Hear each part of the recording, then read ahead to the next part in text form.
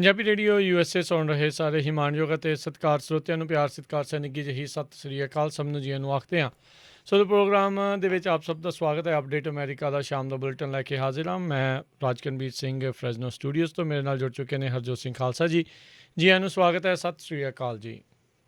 ਸਤਿ ਸ਼੍ਰੀ ਅਕਾਲ, ਧੰਨਵਾਦ ਜੀ ਆਇਆਂ ਨੂੰ। ਪੰਜਾਬੀ ਰੇਡੀਓ USA ਜਿੰਨੇ ਵੀ ਸਰੋਤੇ ਸਾਡੇ ਸਾਰੇ ਹੀ AM ਸਟੇਸ਼ਨ FM ਸਟੇਸ਼ਨ ਘਰਾਂ ਦੇ ਵਿੱਚ ਰੇਡੀਓ ਸੈਟਸ ਦੇ ਰਾਹੀਂ ਟੈਲੀਫੋਨ ਦੇ ਰਾਹੀਂ ਫੇਸਬੁੱਕ YouTube 'ਤੇ ਲਾਈਵ ਦੇਖ ਰਹੇ ਹੋ ਸੁਣ ਰਹੇ ਹੋ ਸਾਰਿਆਂ ਨੂੰ ਜੀ ਆਇਆਂ ਨੂੰ ਅਤੇ ਬਹੁਤ ਹੀ ਪਿਆਰ ਅਤੇ ਸਤਿਕਾਰ ਭਰੀ ਸਤਿ ਸ਼੍ਰੀ ਅਕਾਲ ਸਰੋਤਿਓ। ਅੱਜ ਅਪ੍ਰੈਲ ਦੀ 26 ਤਰੀਕ ਆ, ਦਿਨ ਸੋਮਵਾਰ ਆ। ਤੁਹਾਡੇ ਲਈ ਸਵੇਰ ਦਾ ਅਪਡੇਟ ਅਮਰੀਕਾ ਪ੍ਰੋਗਰਾਮ ਲੈ ਕੇ ਹਾਜ਼ਰ ਹੋਏ ਹਾਂ।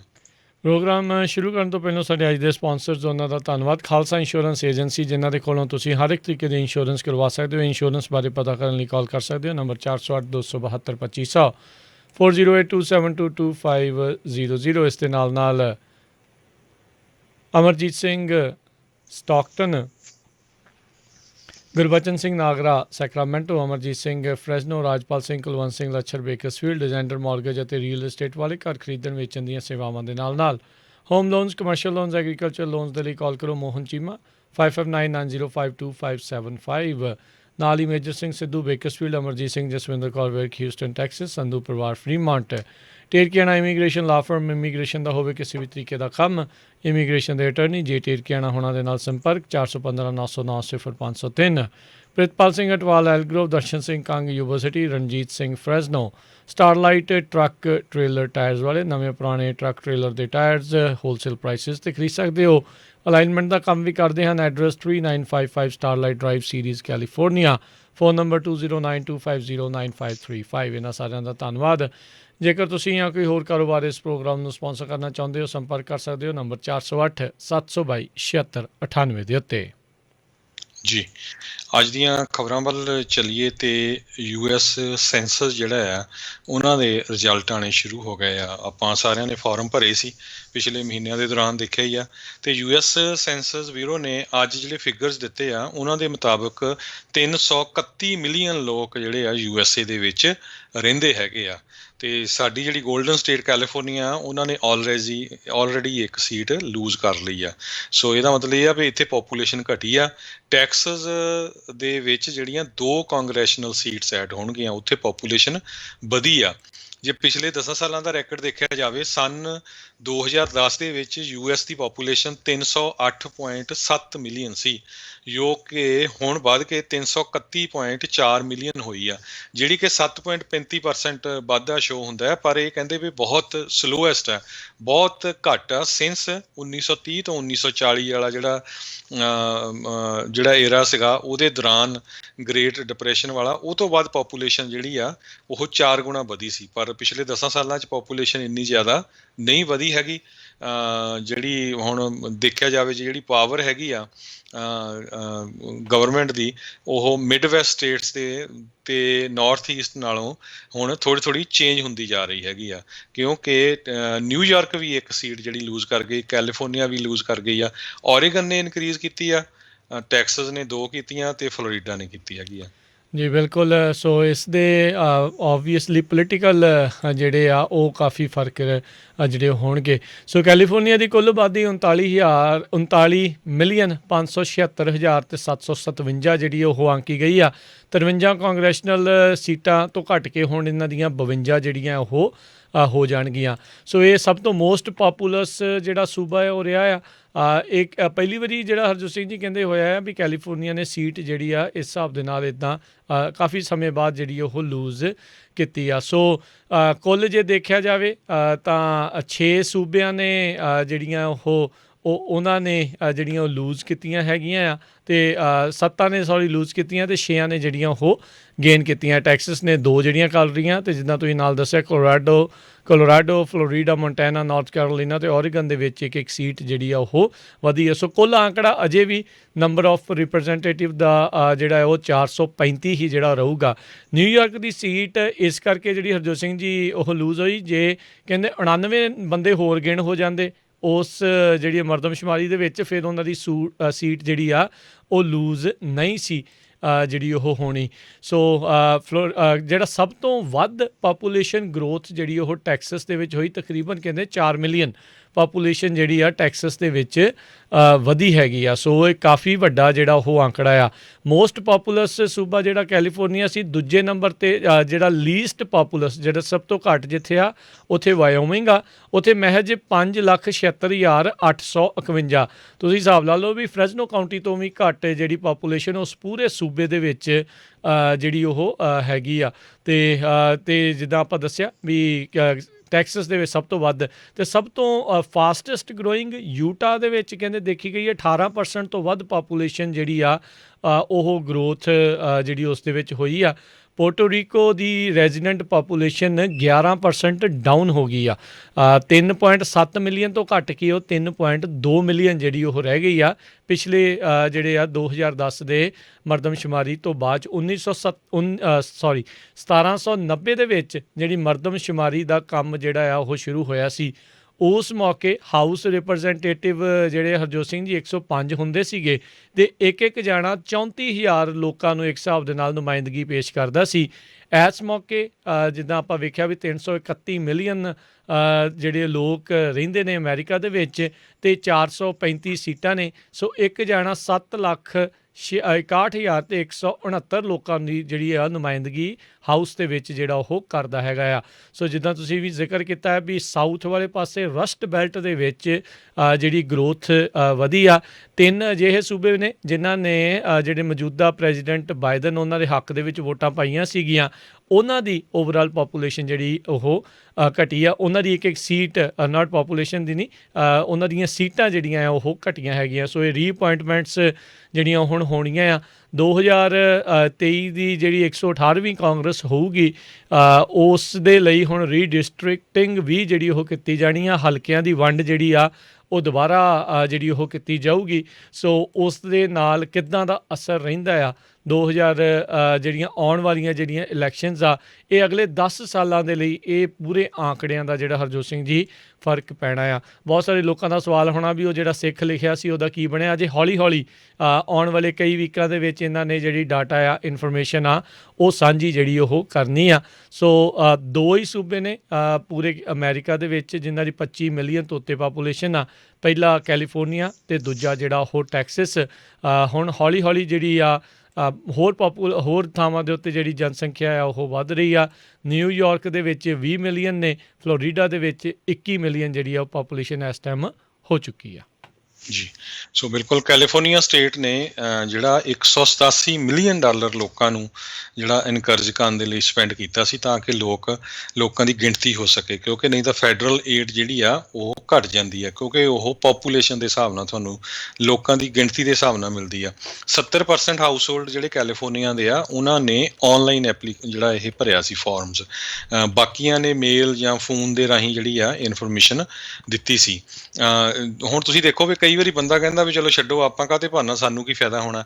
ਨਿਊਯਾਰਕ ਸਟੇਟ ਜਿਹੜੀ ਆ ਉਹ ਇੱਕ ਕਾਂਗਰਸ ਦੀ ਜਿਹੜੀ ਹੈਗੀ ਆ ਮੈਨ ਜਾਂ ਕਾਂਗਰਸ ਵੂਮਨ ਦੀ ਸੀਟ ਲੂਜ਼ ਕਰਨ ਜਾ ਰਹੇ ਆ ਸਿਰਫ 79 ਵੋਟਾਂ ਦੇ ਬਦਲੇ। 79 ਲੋਕ ਜਿਹੜੇ ਉੱਥੇ ਘਟੇ ਆ ਉਹਦੇ ਨਾਲ ਉਹ ਇੱਕ ਸੀਟ ਲੂਜ਼ ਕਰਨ ਜਾ ਰਹੇ। ਸੋ ਇੰਨਾ ਜ਼ਿਆਦਾ ਜਿਹੜਾ ਅਸਰ ਹੁੰਦਾ ਹੈ ਇੱਕ ਵੋਟ ਦਾ ਵੀ। ਇੱਥੇ ਪਤਾ ਲੱਗਦਾ ਫਿਰ ਜਾ ਕੇ ਜਿਹੜਾ ਐਂਡ ਦੇ ਵਿੱਚ ਕੀ ਹੋਣਾ ਹੈਗਾ। ਜੀ ਬਿਲਕੁਲ। ਅਗਲੀ ਜਿਹੜੀ ਖਬਰ ਆ ਹਰਜੋਤ ਸਿੰਘ ਜੀ ਵੀ ਆਪਣੇ ਕੈਲੀਫੋਰਨੀਆ ਦੇ ਨਾਲ ਹੀ ਜੁੜੀ ਆ। ਗਵਰਨਰ ਗੈਵਿਨ ਨਿਊਸਮ ਦੀ ਵਾਪਸੀ ਦੀ ਜਿਹੜੀ ਪਟੀਸ਼ਨ ਆ ਜਿਸ ਨੂੰ ਰੀਕਾਲ ਐਫਰਟ ਆਖਿਆ ਜਾ ਰਿਹਾ, ਜਿਸ ਦੇ ਵਿੱਚ 2 ਮਿਲੀਅਨ ਤੋਂ ਵੱਧ ਲੋਕਾਂ ਨੇ ਸਾਈਨ ਕਰਕੇ ਘੱਲੀ ਸੀਗੀ, ਉਸ ਦੇ ਵਿੱਚ ਜਿਹੜੇ ਆਰਗੇਨਾਈਜ਼ਰਸ ਆ ਉਹਨਾਂ ਨੇ ਇਹ ਹੁਣ ਪੁਸ਼ਟੀ ਕਰ ਦਿੱਤੀ ਆ। ਕਹਿੰਦੇ ਵੀ 1.6 ਮਿਲੀਅਨ ਤੋਂ ਵੱਧ ਜਿਹੜੇ ਆ ਉਹ ਵੈਲਿਡ ਸਿਗਨੇਚਰ ਨੇ, ਯਾਨੀ ਕਿ ਉਹ ਐਕਚੁਅਲ 'ਚ ਰਜਿਸਟਰਡ ਵੋਟਰਸ ਸੀਗੇ ਜਿਨ੍ਹਾਂ ਨੇ ਗੈਵਿਨ ਨਿਊਸਮ ਨੂੰ ਉਹਨਾਂ ਦੇ ਅਹੁਦੇ ਤੋਂ ਲਾਂਭੇ ਕਰਨ ਦੀਆਂ ਕੋਸ਼ਿਸ਼ਾਂ ਦੇ ਵਿੱਚ ਹਿੱਸਾ ਜਿਹੜਾ ਪਾਇਆ ਆ। 20 ਮਿਲੀਅਨ ਦੇ ਤਕਰੀਬਨ ਰਜਿਸਟਰਡ ਵੋਟਰ ਹੈਗੇ ਨੇ ਅਤੇ 2 ਮਿਲੀਅਨ ਜਿਹੜੇ ਲੋਕਾਂ ਨੇ ਇਸ ਦੇ ਵਿੱਚ ਵੋਟ ਜਿਹੜੀ ਉਹ ਪਾਈ ਆ, ਪਟੀਸ਼ਨ ਪਾਈ ਆ।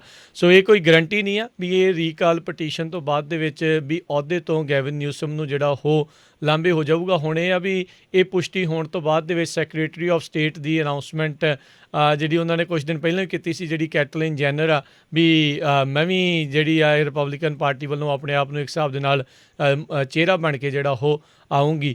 ਸੋ ਇਹ ਹੁਣ ਦੇਖਣਾ ਹੋਊਗਾ ਹਰਜੋਤ ਸਿੰਘ ਜੀ ਵੀ ਕੀ ਹੁੰਦਾ, ਪਰ ਇਹ ਆ ਵੀ ਜ਼ੋਰ ਗੈਵਨ ਨਿਊਸਮ ਦਾ ਇਸ ਪਾਸੇ ਵੱਲ ਨੂੰ ਜਿਹੜਾ ਉਹ ਲੱਗ ਜਾਣਾ ਆ। ਅਤੇ ਫਿਰ ਇਹ ਵੇਖੋ ਵੀ ਇਹ ਕੰਮ ਕਰਨ ਦੇ ਵਿੱਚ ਕਿੰਨਾ ਕੁ ਕਾਰਗਰ ਹੁੰਦਾ ਆ, ਕਿੰਨਾ ਕੁ ਨਹੀਂ। ਲੋਕ ਸਕੂਲ ਬੰਦ ਹੋਣ ਕਰਕੇ, ਬਿਜ਼ਨਸਿਸ ਇੱਥੋਂ ਜਾਣ ਦੇ ਕਰਕੇ, ਜੋਬ ਲੋਸ ਦੇ ਕਰਕੇ, EDD ਦੀ ਨਾਕਾਮੀ ਨੂੰ ਲੈ ਕੇ, ਹੋਰ ਬਹੁਤ ਸਾਰੀਆਂ ਚੀਜ਼ਾਂ ਨੂੰ ਲੈ ਕੇ ਗੈਵਨ ਨਿਊਸਮ ਦੇ ਉੱਤੇ ਕਈ ਤਰੀਕੇ ਦੇ ਜਿਹੜੀ ਤਲਵਾਰਾਂ ਆ ਉਹ ਲਟਕਦੀਆਂ ਰਹਿਣਗੀਆਂ। ਸੌਖਾ ਜਿਹੜਾ ਇਹਨਾਂ ਦੇ ਵਿਰੋਧੀਆਂ ਵਾਸਤੇ ਵੀ ਨਹੀਂ ਆ, ਅਤੇ ਸੌਖਾ ਜਿਹੜਾ ਉਹ ਗੈਵਨ ਨਿਊਸਮ ਵਾਸਤੇ ਵੀ ਨਹੀਂ ਆ। ਜੀ, ਸੋ ਬਿਲਕੁਲ ਹੁਣ ਇਸ ਤੋਂ ਬਾਅਦ 30 ਦਿਨ ਹੈਗੇ ਆ ਡਿਪਾਰਟਮੈਂਟ ਆਫ ਫਾਈਨੈਂਸ ਦੇ ਕੋਲ। ਉਹ ਚੈੱਕ ਕਰਨਗੇ ਵੀ ਜਿਹੜੇ ਲੋਕਾਂ ਨੇ ਇਹ ਵੋਟ ਪਾਈ ਹੈਗੀ ਆ ਜਾਂ ਪਟੀਸ਼ਨ ਸਾਈਨ ਕੀਤੀ ਆ, ਉਹ ਦੁਬਾਰਾ ਕੀ ਉਹਨਾਂ ਦੇ ਕੋਲ 30 ਦਿਨ ਹੈਗੇ ਆ, ਜੇ ਉਹ ਆਪਣੇ ਜਿਹੜੇ ਰਜਿਸਟਰ ਆਫ ਵੋਟਰ ਆ ਕਾਉਂਟੀ ਦੇ, ਉਹਨਾਂ ਨੂੰ ਲੈਟਰ ਲਿਖਦੇ ਆ ਵੀ ਮੈਂ ਵਿਦਡਰਾ ਕਰਨਾ ਚਾਹੁੰਦਾ ਆ। ਸੋ ਮੈਨੂੰ ਲੱਗਦਾ ਨਹੀਂ ਇੰਨੇ ਜਾਣੇ ਵਿਦਡਰਾ ਕਰਨਗੇ, ਪਰ 30 ਦਿਨਾਂ ਤੋਂ ਬਾਅਦ ਫਿਰ ਇਲੈਕਸ਼ਨ ਜਿਹੜੀ ਡਿਕਲੇਅਰ ਕਰਨੀ ਪਊਗੀ। ਉਹਦੇ 'ਚ ਜਿਹੜਾ ਰੀਕਾਲ ਵੈਲਟ ਹੋਊਗਾ, ਪਹਿਲਾ ਕੁਐਸਚਨ ਹੋਊਗਾ ਵੀ ਹਾਂਜੀ ਤੁਸੀਂ ਰੀਕਾਲ ਕਰਨਾ ਚਾਹੁੰਦੇ ਆ, ਯੈਸ ਜਾਂ ਨੋ। ਉਹ ਤੋਂ ਬਾਅਦ ਫਿਰ ਜਿਹੜਾ ਨਾਮ ਜਿਹੜਾ ਵੀ ਕੈਂਡੀਡੇਟ ਹੋਇਆ, ਸੋ ਡੈਮੋਕ੍ਰੇਟਸ 'ਚ ਕਾਫੀ ਜ਼ੋਰ ਲੱਗਾ ਹੈ ਵੀ ਹੋਰ ਕੋਈ ਕੈਂਡੀਡੇਟ ਡੈਮੋਕ੍ਰੇਟ ਵੱਲੋਂ ਨਾ ਖੜਾ ਹੋਵੇ। ਪਰ ਜਿਸ ਤਰ੍ਹਾਂ ਤੁਸੀਂ ਦੱਸਿਆ ਹੀ ਆ, ਗੋਲਡ ਮੈਡਲਿਸਟ 올림픽ੀਅਨ ਅਤੇ ਰਿਐਲਿਟੀ TV ਸਟਾਰ ਜਿਹੜੀ ਕੈਟਲਿਨ ਜੈਨਰ ਆ, ਉਹਨਾਂ ਆਪਣਾ ਨਾਂ ਹੁਣ ਥੋੜ੍ਹੇ ਦਿਨ ਪਹਿਲਾਂ ਹੀ ਅਨਾਊਂਸ ਕੀਤਾ। ਉਹ ਜਿਹੜੀ ਆ ਕਾਫੀ ਪ੍ਰੈਜ਼ੀਡੈਂਟ ਟਰੰਪ ਦੀ ਜਿਹੜੀ 2016 ਦੀ ਅਤੇ 2020 ਦੀ ਕੈਂਪੇਨ ਸੀ, ਉਹਦੇ ਵਿੱਚ ਐਕਟਿਵ ਰਹੀ ਆ। ਇਸ ਤੋਂ ਬਿਨਾਂ ਰਿਪਬਲਿਕਨ ਪਾਰਟੀ ਵੱਲੋਂ ਜੌਨ ਕੌਕਸ ਜਿਹੜੇ ਬਿਜ਼ਨਸਮੈਨ ਆ, ਅਤੇ ਸੈਨ ਡੀਗੋ ਦੇ ਰਹਿ ਚੁੱਕੇ ਮੇਅਰ ਕੈਵਨ ਫਾਲਕੋਨਰ ਅਤੇ ਫਾਰਮਰ ਰਿਪਰੈਜ਼ੈਂਟੇਟਿਵ ਡੌਗ ਓਸੇ, ਇਹ ਜਿਹੜੇ ਇਹਨਾਂ ਦੇ ਨਾਮ ਆ ਰਹੇ ਹੈਗੇ ਆ ਇਲੈਕਸ਼ਨ ਦੇ ਵਿੱਚ। ਜੀ ਬਿਲਕੁਲ।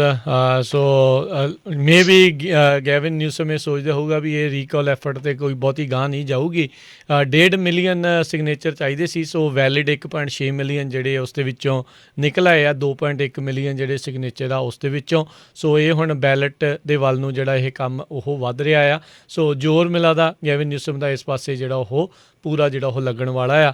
ਸੋ ਨਾਲ ਦੇ ਨਾਲ ਇਹ ਹਰਜੋਤ ਸਿੰਘ ਜੀ ਸਬਕ ਵੀ ਆ ਬਹੁਤ ਸਾਰੇ ਪੋਲੀਟੀਸ਼ਨਾਂ ਦੇ ਲਈ, ਚਾਹੇ ਤੁਸੀਂ ਲਾਈਕ ਫੁੱਲੀ ਬਲੂ ਸਟੇਟ ਦੇ ਵਿੱਚ ਤੁਸੀਂ ਰਹਿੰਦੇ ਆ, ਇਰਰਿਸਪੈਕਟਿਵ ਉਸ ਦੇ ਵੀ ਜੇ ਲੋਕ ਤੁਹਾਡੇ ਤੋਂ ਨਾਖੁਸ਼ ਨੇ, ਚਾਹੇ ਵਿਰੋਧੀ ਪਾਰਟੀ ਨੇ ਹੀ ਇਸ ਨੂੰ ਬਹੁਤ ਜ਼ਿਆਦਾ ਪ੍ਰਮੋਟ ਵੀ ਜਿਹੜਾ ਇਸ ਨੂੰ ਜਿਹੜਾ ਉਹ ਕੀਤਾ ਆ, ਜਿਹੜਾ ਕਿ ਉਹਨਾਂ ਨੇ ਕਰਨਾ ਹੀ ਸੀਗਾ, ਪਰ ਉਹਦਾ ਮਤਲਬ ਇਹ ਆ ਵੀ ਤੁਹਾਨੂੰ ਲੋਕਾਂ ਦੇ ਮਨ ਦੀ ਗੱਲ ਕਰਨੀ ਪੈਣੀ ਆ।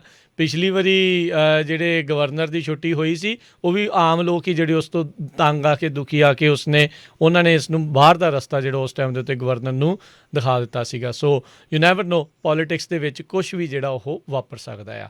ਅਤੇ ਅਗਲੀ ਜਿਹੜੀ ਹਰਜੋਤ ਸਿੰਘ ਜੀ ਗੱਲ ਕਰਦੇ ਜਾਈਏ, US ਦੇ ਕੋਲ 60 ਮਿਲੀਅਨ ਜਿਹੜੀਆਂ ਐਸਟਰਾਜ਼ੈਨੇਕਾ ਦੀਆਂ ਵੈਕਸੀਨ ਜਿਹੜੀਆਂ ਉਹ ਪਈਆਂ ਆ, ਜਿਸ ਨੂੰ ਅਜੇ FDA ਨੇ ਅਪਰੂਵਲ ਤਾਂ ਦਿੱਤਾ ਹੀ ਨਹੀਂ ਆ, ਕਿਉਂਕਿ ਉਹ ਉਸ ਦੇ ਮੂਹਰੇ FDA ਦੇ ਮੂਹਰੇ ਗਈ ਵੀ ਨਹੀਂ। ਐਸਟਰਾਜ਼ੈਨੇਕਾ ਬਾਹਰ ਉਹਨਾਂ ਦੇ ਹੋਰ ਮੁਲਕਾਂ ਦੇ ਵਿੱਚ ਕਈ ਤਰੀਕੇ ਦੇ ਵਿਵਾਦ ਜਿਹੜੇ ਉਹ ਚੱਲ ਰਹੇ ਆ। ਅੱਜ ਜਿਹੜੇ ਪ੍ਰੈਜ਼ੀਡੈਂਟ ਬਾਈਡਨ ਆ, ਉਹਨਾਂ ਨੇ ਕਹਿੰਦੇ ਆ ਵੀ ਉੱਥੋਂ ਦੇ ਪ੍ਰਧਾਨ ਮੰਤਰੀ ਮੋਦੀ ਦੇ ਨਾਲ ਵੀ ਗੱਲ ਜਿਹੜੀ ਕੀਤੀ ਹੈ, ਅਤੇ ਉਹਨਾਂ ਨੇ ਵਾਅਦਾ ਕੀਤਾ ਆ ਵੀ ਅਸੀਂ ਤੁਹਾਨੂੰ ਮਦਦ ਜਿਹੜੀ ਉਹ ਘੱਲਾਂਗੇ। ਸੋ ਕਹਿੰਦੇ ਵੀ 60 ਮਿਲੀਅਨ ਡੋਜ਼ਿਜ਼ ਐਸਟਰਾਜ਼ੈਨੇਕਾ ਦੀਆਂ ਉਹ ਹੋਰ ਮੁਲਕਾਂ ਦੇ ਵਿੱਚ ਵੰਡੀਆਂ ਜਾਣਗੀਆਂ। ਵਾਈਟ ਹਾਊਸ ਨੇ ਅੱਜ ਜਿਹੜਾ ਇਸ ਦੇ ਬਾਰੇ ਜਾਣਕਾਰੀ ਦਿੱਤੀ ਆ। ਸੋ ਦਬਾਅ ਬਾਈਡਨ ਐਡਮਿਨਿਸਟ੍ਰੇਸ਼ਨ ਦੇ ਉੱਤੇ ਵੀ ਕਹਿੰਦੇ ਬਹੁਤ ਜ਼ਿਆਦਾ ਪਾਇਆ ਜਾ ਰਿਹਾ ਸੀਗਾ ਵੀ ਤੁਸੀਂ ਹੋਰ ਥਾਵਾਂ ਦੇ ਉੱਤੇ ਜਿਹੜੇ ਵੱਧ ਰਹੇ ਕੇਸਿਸ ਆ ਉਸ ਦੀ ਰੋਕਥਾਮ ਦੇ ਲਈ ਇਸ ਨੂੰ ਵਰਤੋ। ਅਤੇ ਹੁਣ ਕਹਿੰਦੇ ਆ ਵੀ ਜਿਸ ਮੁਲਕ ਦਾ ਇਸ ਟਾਈਮ ਹੈਲਥ ਸਿਸਟਮ ਪੂਰੀ ਤਰ੍ਹਾਂ ਢਾਂਚਾ ਜਿਹੜਾ ਉਹ ਫੇਲ ਹੋ ਚੁੱਕਾ ਆ, ਉੱਥੇ ਜਿਹੜੇ ਐਸਟਰਾਜ਼ੈਨੇਕਾ ਦੀਆਂ ਜਿਹੜੀਆਂ ਵੈਕਸੀਨਸ ਆ ਉਹ ਘੱਲੀਆਂ ਜਾ ਸਕਦੀਆਂ। ਸੋ 6 ਕਰੋੜ ਵੈਕਸੀਨਸ ਜਿਹੜੀਆਂ ਆ US ਦੇ ਦੁਆਰਾ ਹੁਣ ਇੱਕ ਹਿਸਾਬ ਦੇ ਨਾਲ ਵੱਖ-ਵੱਖ ਮੁਲਕਾਂ ਨੂੰ ਜਿਹੜੀਆਂ ਉਹ ਦਿੱਤੀਆਂ ਜਾਣਗੀਆਂ, ਜਿਨ੍ਹਾਂ ਵਿੱਚ ਜਿਹੜੀਆਂ ਆ ਉਹ ਇੰਡੀਆ ਵੀ ਹੋਊਗਾ। ਅਜੇ ਨਹੀਂ ਉਹਨਾਂ ਨੇ ਦੱਸਿਆ ਵੀ ਕਿੰਨੀਆਂ ਉਸ ਦੇ ਵਿੱਚੋਂ ਜਾਣਗੀਆਂ, ਪਰ ਹੋਰ ਮੁਲਕਾਂ ਸਾਰਿਆਂ ਦੇ ਵਿੱਚ ਇਹ 6 ਕਰੋੜ ਜਿਹੜੇ 60 ਮਿਲੀਅਨ ਡੋਜ਼ਿਜ਼ ਆ ਇਹ ਵੰਡੀਆਂ ਜਾਣਗੀਆਂ। ਅਗਲੀ ਖਬਰ ਵੱਲ ਚੱਲੀਏ। ਜਿਹੜੇ ਵਾਈਟ ਹਾਊਸ ਦੇ ਪ੍ਰੈਸ ਸੈਕਟਰੀ ਸਾਕੀ ਹੈਗੇ ਆ, ਜੈਨ ਸਾਕੀ, ਉਹਨਾਂ ਨੂੰ ਅੱਜ ਕੁਐਸਚਨ ਪੁੱਛਿਆ ਗਿਆ ਵੀ ਵਾਈਸ ਪ੍ਰੈਜ਼ੀਡੈਂਟ ਜਿਹੜੀ ਕਮਲਾ ਹੈਰਿਸ ਆ, ਉਹਨਾਂ ਨੂੰ ਪ੍ਰੈਜ਼ੀਡੈਂਟ ਬਾਈਡਨ ਉਹਨਾਂ ਵੱਲੋਂ ਇੰਚਾਰਜ ਬਣਾਇਆ ਗਿਆ ਸੀ ਇਮੀਗ੍ਰੇਸ਼ਨ ਦਾ ਜਿਹੜਾ ਮਸਲਾ ਹੈ ਬਾਰਡਰ ਦੇ ਉੱਤੇ, ਅਤੇ ਉਹ ਕਿਤੇ ਵੀ ਨਜ਼ਰ ਨਹੀਂ ਆ ਰਿਹਾ। ਅਤੇ ਉਹਦੇ ਸੰਬੰਧ ਦੇ ਵਿੱਚ ਉਹਨਾਂ ਨੇ ਆਨਸਰ ਦਿੱਤਾ ਵੀ ਜਿਹੜੀ ਕਮਲਾ ਹੈਰਿਸ ਆ ਉਹ ਡਿਪਲੋਮੈਟਿਕ ਲੈਵਲ ਦੇ ਉੱਤੇ ਕੰਮ ਕਰ ਰਹੀ ਹੈਗੀ ਆ। ਕੁਛ ਉਹਨਾਂ ਦੀ ਜਿਹੜੀਆਂ ਮੀਟਿੰਗਸ ਆ ਗਵਾਟੇਮਾਲਾ ਦੇ ਪ੍ਰੈਜ਼ੀਡੈਂਟ ਅਲਹੈਂਡਰੋ ਜਿਮੈਟੀ ਦੇ ਨਾਲ ਵੀ ਹੋਈਆਂ ਹੈਗੀਆਂ, ਤੇ ਇਸ ਤੋਂ ਬਿਨਾਂ ਉਹ ਮੈਕਸੀਕੋ ਦੇ ਪ੍ਰੈਜ਼ੀਡੈਂਟ ਨਾਲ ਮੋਰਲੇ ਹਫ਼ਤੇ ਜਿਹੜੀ ਆ ਵਰਚੁਅਲ ਉਹਨਾਂ ਦੀ ਮੀਟਿੰਗ ਹੋਊਗੀ। ਸੋ ਕਹਿੰਦੇ ਵੀ ਇਸ ਤਰ੍ਹਾਂ ਜਿਹੜੀ ਆ ਕਮਲਾ ਹੈਰਿਸ ਇਮੀਗ੍ਰੇਸ਼ਨ ਦੇ ਮੁੱਦੇ ਦੇ ਉੱਤੇ ਵਰਕਆਊਟ ਕਰ ਰਹੀ ਹੈਗੀ ਆ। ਜੀ ਜੀ ਬਿਲਕੁਲ। ਸੋ ਲੇਟੈਸਟ ਜਿਹੜੀ ਖਬਰ ਜਿਹੜੀ ਹਰਜੋਤ ਸਿੰਘ ਜੀ ਇੱਦਾਂ ਹੀ ਜਿਹੜੀ ਇਸ ਟਾਈਮ ਸੈਂਸਸ ਨੇ ਪੂਰਾ ਜਿਹੜਾ ਉਹ ਜ਼ੋਰ ਪਾਇਆ ਹੈ ਉਸ ਦੇ ਨਤੀਜਿਆਂ ਨੂੰ ਲੈ ਕੇ, ਕਿਉਂਕਿ ਪਾਵਰ ਸ਼ਿਫਟ ਆਪਾਂ ਇੱਕ ਹਿਸਾਬ ਦੇ ਨਾਲ ਦੇਖ ਰਹੇ ਹੈਗੇ ਆ ਵੀ ਸਦਰਨ ਬੈਲਟ ਰਸਟ ਬੈਲਟ ਦੇ ਵਿੱਚ ਜਿਹੜੀ ਆ ਉਹ ਪਾਵਰ ਜਿਹੜੀ ਹੌਲੀ ਹੌਲੀ ਉਸੇ ਪਾਸੇ ਵੱਲ ਨੂੰ ਜਿਹੜੀ ਉਹ ਵਧੀ ਆ ਅਤੇ ਕੰਜ਼ਰਵੇਟਿਵ ਓਬਵੀਅਸਲੀ ਇਸ ਦੇ ਵਿੱਚ ਜਿਹੜੇ ਉਹ ਖੁਸ਼ ਹੋਣਗੇ ਅਤੇ ਲਿਬਰਲ ਜਿਹੜੇ ਆ ਉਹ ਨਿਰਾਸ਼ ਜਿਹੜੇ ਉਹ ਹੋਏ ਹੋਣਗੇ। ਸੋ ਇਹ ਹੁਣ ਨਵਾਂ ਜਿਹੜਾ ਇੱਕ ਹੋਰ ਪਾਵਰ ਸਟਰਗਲ ਜਿਹੜੀ ਉਹ ਆਪਾਂ ਨੂੰ ਦੇਖਣ ਨੂੰ ਮਿਲਣਗੀ। ਉੱਧਰ ਜਿਹੜੇ ਹਰਜੋਤ ਸਿੰਘ ਜੀ ਨਾਰਥ ਕੈਰੋਲੀਨਾ ਦੇ ਵਿੱਚ ਐਂਡਰਿਊ ਬਰਾਊਨ ਜੂਨੀਅਰ ਦੀ ਪੁਲਿਸ ਸ਼ੂਟਿੰਗ ਦੀ ਜਿਹੜੀ ਆ ਉਹ ਵੀਡੀਓ ਆ ਰਿਲੀਜ਼ ਕਰਨ ਜਿਹੜੀ ਉਹ ਕੀਤੀ ਜਿਹੜੀ ਉਹ ਜਾ ਸਕਦੀ ਆ ਅਤੇ ਕਹਿੰਦੇ ਵੀ ਉਸ ਦੇ ਉੱਤੇ ਹੀਅਰਿੰਗ ਜਲਦ ਹੀ ਜਿਹੜੀ ਉਹ ਹੋਵੇਗੀ। ਕੁਛ ਕੁ ਜਿਹੜੇ ਹਿੱਸੇ ਜਿਹੜੇ ਵੀਡੀਓ ਦੇ ਪਹਿਲਾਂ ਹੀ ਜਿਹੜੇ ਉਹ ਬਾਹਰ ਨੇ ਉਸ ਦੇ ਵਿੱਚ ਹਰਜੋਤ ਸਿੰਘ ਜੀ ਇਹ ਜਿਹੜਾ ਦੱਸਿਆ ਜਾ ਰਿਹਾ ਵੀ ਜਿਸ ਟਾਈਮ ਦੇ ਉੱਤੇ ਐਂਡਰਿਊ ਦੇ ਨੂੰ ਜਿਹੜੀ ਗੋਲੀ ਲੱਗੀ ਆ ਉਸ ਟਾਈਮ ਉਸ ਦੇ ਹੱਥ ਸਟੀਅਰਿੰਗ ਵੀਲ ਦੇ ਉੱਤੇ ਸੀਗੇ। ਸੋ ਇਹ ਹੁਣ ਇੱਕ ਨਵਾਂ ਜਿਹੜਾ ਆ ਉਹ ਹੁਣ ਵਿਵਾਦ ਆ ਉਹ ਇਸ ਟਾਈਮ ਭਖਿਆ ਹੋਇਆ ਆ ਵੀ ਕਿਸ ਤਰੀਕੇ ਦੇ ਨਾਲ ਜਿਹੜੇ ਪੁਲਿਸ ਦੀਆਂ ਗੋਲੀਆਂ ਦੇ ਨਾਲ ਜਿਹੜੇ ਲੋਕ ਸ਼ਿਕਾਰ ਹੋ ਰਹੇ ਨੇ ਉਹਨਾਂ ਦੀ ਮੌਤ ਹੋ ਰਹੀ ਆ ਵੀ ਕਈ ਥਾਵਾਂ ਦੇ ਉੱਤੇ ਲੋਕਾਂ ਦਾ ਉਸ ਦੇ ਵਿੱਚ ਕਸੂਰ ਜਿਹੜਾ ਉਹ ਨਹੀਂ ਵੀ ਹੁੰਦਾ। ਇਹ ਬਹੁਤ ਸਾਰੇ ਲੋਕ ਹੁਣ ਇੱਦਾਂ ਦੇ ਵਿਚਾਰ ਵੱਲ ਨੂੰ ਜਿਹੜਾ ਉਹ ਗੱਲਾਂ ਕਰ ਰਹੇ ਨੇ। ਸੋ ਇਹ ਹੁਣ ਨਵਾਂ ਜਿਹੜਾ ਇੱਕ ਹੋਰ ਮੁੱਦਾ ਜਿਹੜਾ ਇਸ ਟਾਈਮ ਬਣ ਚੁੱਕਾ ਆ। ਜੀ ਅਗਲੀ ਖਬਰ ਵੱਲ ਚਲੀਏ। ਈਰਾਨ ਦੇ ਫੋਰਨ ਮਿਨਿਸਟਰ ਮੁਹੰਮਦ ਜਾਵੇਦ ਜਿਹੜੇ ਜ਼ਰਫ ਆ ਉਹਨਾਂ ਨੇ ਕਲੇਮ ਕੀਤਾ ਹੈ, ਉਹਨਾਂ ਦੀ ਇੱਕ ਵੀਡੀਓ ਜਿਹੜੀ ਆ ਲੀਕ ਹੋਈ ਆ ਜਿਹਦੇ ਵਿੱਚ ਉਹਨਾਂ ਨੇ ਕਿਹਾ ਵੀ ਜਿਹੜੇ ਜੌਨ ਕੈਰੀ ਆ ਜਦੋਂ secretary of state president Obama ਦੇ ਟਾਈਮ ਦੇ ਉੱਤੇ ਸਰਵ ਕਰਦੇ ਸੀ as a secretary of state, ਉਹਨਾਂ ਨੇ ਜਿਹੜਾ ਆ ਇਜ਼ਰਾਈਲ ਦੇ ਇਸ ਫੋਰਨ ਮਿਨਿਸਟਰ ਨੂੰ ਦੱਸਿਆ ਵੀ 200 ਤੋਂ ਵੱਧ ਟਾਈਮ ਇਜ਼ਰਾਈਲ ਨੇ ਇੱਕ ਅੰਡਰ ਕਵਰ ਜਿਹੜਾ ਆਪਰੇਸ਼ਨ ਆ ਉਹ ਸੀਰੀਆ ਦੇ ਵਿੱਚ ਕੀਤਾ। ਸੋ ਸੀਰੀਆ 'ਚ ਜਿਹੜੇ ਬੰਬ ਸਿੱਟੇ ਜਾਂਦੇ ਸੀ ਜਾਂ ਹੋਰ ਬੰਦੇ ਮਾਰੇ ਜਾਂਦੇ ਸੀ ਉਹਦੇ ਵਿੱਚ ਜਿਹੜਾ ਇਜ਼ਰਾਈਲ ਦਾ ਹੱਥ ਸੀ। ਸੋ ਇਹ ਹੁਣ ਇੱਕ ਸਿਕਿਉਰਿਟੀ ਦੇ ਇਸ਼ੂ ਨੂੰ ਲੈ ਕੇ ਭਈ ਜਿਹੜਾ ਅਮਰੀਕਾ ਦਾ ਇੰਨੀ ਹਾਈ ਲੈਵਲ ਦੇ ਉੱਤੇ ਜਿਹੜਾ ਪੋਜੀਸ਼ਨ 'ਤੇ ਬੰਦਾ ਸੀ ਉਹ ਦੂਸਰੀ ਗਵਰਨਮੈਂਟ ਨੂੰ ਇਨਫੋਰਮੇਸ਼ਨ ਦੇ ਰਿਹਾ, ਇਹ ਹੁਣ ਆਉਣ ਵਾਲੇ ਦਿਨਾਂ 'ਚ ਇਹਦਾ ਕਾਫੀ ਰੌਲਾ ਰੱਪਾ ਪਊਗਾ। ਜੀ ਪੈਣਾ ਸ਼ੁਰੂ ਹੋ ਚੁੱਕਾ ਜੀ। GOP ਆਲਰੇਡੀ ਜਿਹੜੇ ਆ ਜੌਨ ਕੈਰੀ ਆ ਉਸ ਨੂੰ ਅੰਗੂਠੇ ਥੱਲੇ ਜਿਹੜੇ ਉਹ ਨੱਪ ਰਹੇ ਨੇ। ਉਹ ਹੁਣ ਪਹਿਲੋਂ ਵੀ ਕਹਿੰਦੇ ਜੌਨ ਕੈਰੀ ਦੇ ਉੱਤੇ ਇਹ ਕਥਿਤ ਦੋਸ਼ ਲੱਗਦੇ ਰਹੇ ਆ ਵੀ ਈਰਾਨ ਦੇ ਲੀਡਰਸ ਦੇ ਨਾਲ ਮਿਲ ਕੇ ਕਲੂਡ ਜਿਹੜਾ ਆ ਇਸ ਨੇ ਜਿਹੜਾ ਉਹ ਕੀਤਾ ਸੀਗਾ ਟਰੰਪ ਐਡਮਿਨਿਸਟ੍ਰੇਸ਼ਨ ਨੂੰ ਅੰਡਰਮਾਈਨ ਜਿਹੜਾ ਉਹ ਕਰਨ ਦੇ ਲਈ। ਇਸ ਗੱਲਬਾਤ ਦੇ ਵਿੱਚ ਉਹਨਾਂ ਨੇ ਇਹ ਦਾਅਵਾ ਕੀਤਾ ਆ ਜਿਹੜੇ ਈਰਾਨ ਦੇ ਫੋਰਨ ਮਿਨਿਸਟਰ ਜਾਵੇਦ ਜ਼ਰੀਫ ਨੇ ਵੀ 200 ਤੋਂ ਵੱਧ ਇਜ਼ਰਾਈਲੀ ਓਪਰੇਸ਼ਨਸ ਜਿਹੜੇ ਸੀਰੀਆ ਦੇ ਵਿੱਚ ਉਹਨਾਂ ਦੇ ਵੱਲੋਂ ਕੀਤੇ ਗਏ ਸੀ ਉਸ ਦੇ ਬਾਰੇ ਜਿਹੜੇ ਕੈਰੀ ਹੋਣਾ ਨੇ ਜਾਣਕਾਰੀ ਦਿੱਤੀ ਆ। ਸੋ ਟੌਪ ਦੇ ਡਿਪਲੋਮੈਟ ਸੀਗੇ ਜਿਹੜੇ ਓਬਾਮਾ ਕਾਰਜਕਾਲ ਦੇ ਦੌਰਾਨ ਸੈਕਟਰੀ ਆਫ ਸਟੇਟ ਜਿਸ ਨੂੰ ਆਖ ਦਿੱਤਾ ਜਾਂਦਾ ਆ। ਸੋ ਜਿਨ੍ਹਾਂ ਦੇ ਜਿਹੜੇ ਕਿ ਇਸ ਮੌਕੇ ਐਂਥਨੀ ਬਲਿੰਕਨ ਜਿਹੜੇ ਉਹ ਹੈਗੇ ਆ। ਸੋ ਇਹ ਇੱਕ ਕਾਫੀ ਵੱਡਾ ਜਿਹੜਾ ਮੁੱਦਾ ਆ ਉਹ ਜੌਨ ਕੈਰੀ ਦੇ ਲਈ ਬਣੂਗਾ। ਇਸ ਟਾਈਮ ਬਾਈਡਨ ਪ੍ਰਸ਼ਾਸਨ ਦੇ ਵਿੱਚ ਉਹ ਇੱਕ ਕੈਬਨਿਟ ਲੈਵਲ ਵਾਲੀ ਪੋਜੀਸ਼ਨ ਦੇ ਉੱਤੇ ਸਪੈਸ਼ਲ ਕਲਾਈਮੇਟ ਐਨਵੋਏ ਕਰਕੇ ਜਿਹੜਾ ਆ ਉਹਨਾਂ ਨੂੰ ਅਹੁਦਾ ਜਿਹੜਾ ਉਹ ਦਿੱਤਾ ਗਿਆ ਹੈਗਾ ਆ। ਜੀ ਅਗਲੀ ਖਬਰ ਵੱਲ ਚਲੀਏ। ਜਿਹੜੀ ਐਪਲ ਕੰਪਨੀ ਆ ਉਹ 430 ਬਿਲੀਅਨ ਡਾਲਰ USA ਦੇ ਵਿੱਚ ਆਉਣ ਵਾਲੇ 5 ਸਾਲਾਂ ਦੇ ਵਿੱਚ ਇਨਵੈਸਟ ਕਰਨ ਜਾ ਰਹੀ ਹੈਗੀ ਆ ਅਤੇ ਨਵਾਂ ਇੱਕ ਵੱਡਾ ਕੰਪਲੈਕਸ ਉਹ ਨਾਰਥ ਕੈਰੋਲੀਨਾ ਕੈਂਪਸ ਬਣਾਉਣ ਜਾ ਰਹੀ ਆ ਜਿਹੜੇ ਕਿ ਕਹਿੰਦੇ ਪਏ ਸਿਲੀਕਨ ਇੰਜੀਨੀਅਰਿੰਗ ਅਤੇ 5G ਟੈਕਨੋਲੋਜੀ ਦੇ ਉੱਤੇ ਬੇਸਡ ਹੋਊਗਾ। ਸੋ ਇਹਦੇ ਨਾਲ 20,000 ਦੇ ਕਰੀਬ ਜਿਹੜੀਆਂ ਜੋਬਸ ਆ ਉਹ ਆਉਣ ਵਾਲੇ ਸਮੇਂ ਦੇ ਵਿੱਚ USA ਦੇ ਵਿੱਚ ਕ੍ਰੀਏਟ ਹੋਣਗੀਆਂ। ਜੀ ਡਿਪਾਰਟਮੈਂਟ ਆਫ ਜਸਟਿਸ ਨੇ ਹੁਣ ਦੂਜਾ ਪੁਲਿਸ ਡਿਪਾਰਟਮੈਂਟ ਆ ਜਿਸ ਦੀ ਇਨਵੈਸਟੀਗੇਸ਼ਨ ਜਿਹੜੀ ਉਹ ਕਰਨੀ ਸ਼ੁਰੂ ਕਰਨੀ ਆ। ਮਿਨੀਐਪੋਲਿਸ ਪੁਲਿਸ ਡਿਪਾਰਟਮੈਂਟ ਦੀ ਉਹਨਾਂ ਨੇ ਸਿਵਲ ਇਨਵੈਸਟੀਗੇਸ਼ਨ ਦੀ ਅਨਾਊਂਸਮੈਂਟ ਕੀਤੀ ਸੀਗੀ ਜਿੱਦਾਂ ਹੀ ਜਿਹੜਾ ਡੈਰਿਕ ਚੌਵਨ ਆ ਜਿਸ ਨੇ ਹੱਤਿਆ ਕੀਤੀ ਸੀ ਜਾਰਜ ਫਲੋਇਡ ਦੀ, ਜਿਸ ਨੂੰ ਹਥਿਆਰਾ ਜਿਹੜਾ ਉਹ ਸਾਬਤ ਹੋਇਆ ਅਦਾਲਤ ਦੇ ਵਿੱਚ ਵੀ ਉਹ ਮਿਨੀਐਪੋਲਿਸ ਪੁਲਿਸ ਡਿਪਾਰਟਮੈਂਟ ਦੀ ਜਿਹੜੀ ਉਹ ਜਾਂਚ ਕਰਨਗੇ। ਇਸੇ ਤਰੀਕੇ ਨਾਲ ਬ੍ਰਿਆਨਾ ਟੇਲਰ 26 ਸਾਲਾਂ ਦੀ ਜਿਹੜੀ ਬਲੈਕ ਵੂਮਨ ਵੂਮਨ ਜਿਹੜੀ ਕਿ ਘਰੇ ਸੀਗੀ ਜਿਸ ਟਾਈਮ ਦੇ ਉੱਤੇ ਨੋ ਨੌਕ ਵਾਰੰਟ ਦੇ ਦੌਰਾਨ ਉਸ ਦੇ ਅਪਾਰਟਮੈਂਟ ਦੇ ਵਿੱਚ 32 ਗੋਲੀਆਂ ਚੱਲੀਆਂ ਤੇ ਇਸ ਦੀ ਜਿਹੜੀ ਇਹ ਮੌਤ ਹੋ ਗਈ। ਇਹ ਸੁੱਤੀ ਸੀਗੀ ਉਸ ਟਾਈਮ ਆਪਣੇ ਅਪਾਰਟਮੈਂਟ 'ਚ। ਇਸ ਮਾਮਲੇ ਦੇ ਵਿੱਚ ਹੁਣ ਜਸਟਿਸ ਡਿਪਾਰਟਮੈਂਟ ਕਹਿ ਰਿਹਾ ਵੀ ਜਿਹੜੀ ਲੂਈਵਿਲ ਪੁਲਿਸ ਡਿਪਾਰਟਮੈਂਟ ਆ ਉਸ ਦੀ ਵੀ ਹੁਣ ਇਨਵੈਸਟੀਗੇਸ਼ਨ ਆ ਉਹ ਕੀਤੀ ਜਾਊਗੀ ਵੀ ਇੱਦਾਂ ਦੀਆਂ ਜਿਹੜੀਆਂ ਪ੍ਰੈਕਟਿਸਿਸ ਆ ਲੂਈਵਿਲ ਦੇ ਵਿੱਚ ਕੈਂਟਕੀ 'ਚ ਕਿੰਨੀਆਂ ਕੁ ਜਿਹੜੀਆਂ ਉਹ ਕੀਤੀਆਂ ਜਾ ਰਹੀਆਂ ਸੀ। ਉੱਧਰ ਜਿਹੜੇ ਕੈਂਟਕੀ ਦੇ ਅਟਰਨੀ ਜਨਰਲ ਆ ਉਹਨਾਂ ਨੇ ਬੀਤੇ ਦਿਨਾਂ ਦੇ ਵਿੱਚ ਜਿਹੜੇ ਆਪਣੇ ਪ੍ਰੈਜ਼ੀਡੈਂਟ ਬਾਈਡਨ ਆ ਉਹਨਾਂ ਨੂੰ ਕਿਹਾ ਸੀਗਾ ਵੀ ਇਸ ਤਰ੍ਹਾਂ ਦੇ ਕੇਸ ਦੇ ਉੱਤੇ ਜਾਰਜ ਫਲੋਇਡ ਦੇ ਕੇਸ ਦੇ ਉੱਤੇ ਉਹਨਾਂ ਨੇ ਨੇਸ਼ਨ ਨੂੰ ਸੰਬੋਧਨ ਕਰਨਾ ਉਹ ਬਲਦੀ ਦੇ ਵਿੱਚ ਜਿਹੜਾ ਉਹ ਤੇਲ ਪਾਉਣ ਵਾਲਾ ਜਿਹੜਾ ਉਹਨਾਂ ਨੇ ਕੰਮ ਕੀਤਾ ਹੈਗਾ ਆ। ਸੋ ਇਹ ਹੁਣ ਕੇਸ ਪਾਸੇ ਨੂੰ ਕਿੱਦਾਂ ਦੀ ਜਿਹੜੀ ਜਸਟਿਸ ਡਿਪਾਰਟਮੈਂਟ ਇਨਵੈਸਟੀਗੇਸ਼ਨ ਜਿਹੜੀ ਉਹ ਕਰੇਗੀ ਇਹ ਆਉਣ ਵਾਲੇ ਸਮੇਂ 'ਚ ਪਤਾ ਲੱਗੂਗਾ। ਪਰ ਅਟਾਰਨੀ ਜਨਰਲ ਮੈਰਿਕ ਗਾਰਲੈਂਡ ਆ ਅੱਜ ਇਹਨਾਂ ਨੇ ਇਸ ਦੇ ਬਾਰੇ ਜਿਹੜੀ ਘੋਸ਼ਣਾ ਕੀਤੀ ਆ। ਜੀ ਅਗਲੀ ਖਬਰ ਜਿਸ ਤਰ੍ਹਾਂ ਆਪਾਂ ਸਵੇਰੇ ਵੀ ਤੁਹਾਡੇ ਸਾਰੇ ਸਰੋਤਿਆਂ ਨਾਲ ਸਾਂਝੀ ਕੀਤੀ ਸੀ ਵੀ ਕਿਸ ਤਰ੍ਹਾਂ ਇੰਡੀਆ ਦੀ ਸਰਕਾਰ ਜਿਹੜੀ ਆ ਸੈਂਟਰ ਗਵਰਨਮੈਂਟ ਦੀ ਉਹ ਲੋਕਲ ਸਟੇਟਾਂ ਦੇ ਉੱਤੇ ਪ੍ਰੈਸ਼ਰ ਪਾ ਰਹੀ ਆ ਵੀ ਜਿਹੜੇ ਲੋਕਾਂ ਦੀ ਮੌਤ ਹੋ ਰਹੀ ਆ ਉਹ ਘੱਟ ਦੱਸੋ, ਜਦ ਕਿ ਉੱਥੇ ਮੌਤਾਂ ਬਹੁਤ ਵੱਡੀ ਗਿਣਤੀ 'ਚ ਹੋ ਰਹੀਆਂ। ਲੇਟੈਸਟ ਖਬਰ ਹੁਣ ਅਮਰੀਕਨ ਜਿਹੜੇ US ਡਿਪਲੋਮੈਟਿਕ ਸਟਾਫ ਇੰਡੀਆ 'ਚ ਹੈਗਾ ਆ ਉੱਥੇ ਕਹਿੰਦੇ ਵੀ ਕਰੋਨਾ ਆਊਟਬ੍ਰੇਕ ਹੋਇਆ।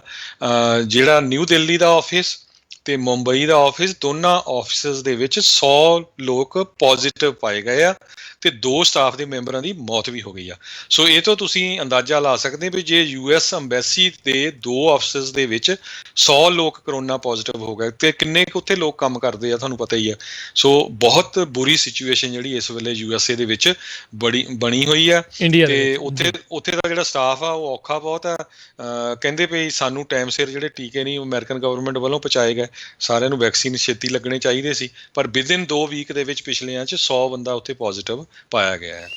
ਜੀ ਬਿਲਕੁਲ।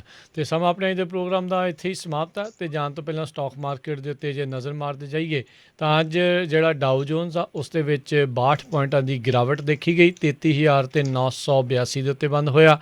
ਨੈਸਡੈਕ ਦੇ ਵਿੱਚ 122 ਪੁਆਇੰਟ ਵਧੇ, 14,139 ਦੇ ਉੱਤੇ ਇਹ ਬੰਦ ਹੋਇਆ। S&P 500 ਦੇ ਵਿੱਚ 7 ਪੁਆਇੰਟ ਵਧੇ, 4187 ਦੇ ਉੱਤੇ ਬੰਦ ਹੋਇਆ। 10 ਈਅਰ ਟ੍ਰੈਜਰੀ ਬੌਂਡ ਦੀ ਯੀਲਡ 1.57% ਦੇ ਉੱਤੇ ਰਹੀ ਤੇ ਸੋਨੇ ਦਾ ਭਾਅ $1780 ਪ੍ਰਤੀ ਆਉਂਸ ਰਿਹਾ। ਇੱਕ $1 ਦੀ ਕੀਮਤ ਕੈਨੇਡਾ ਦੇ $1 ਤੇ 24 ਸੈਂਟ ਦੇ ਬਰਾਬਰ ਰਹੀ ਆ।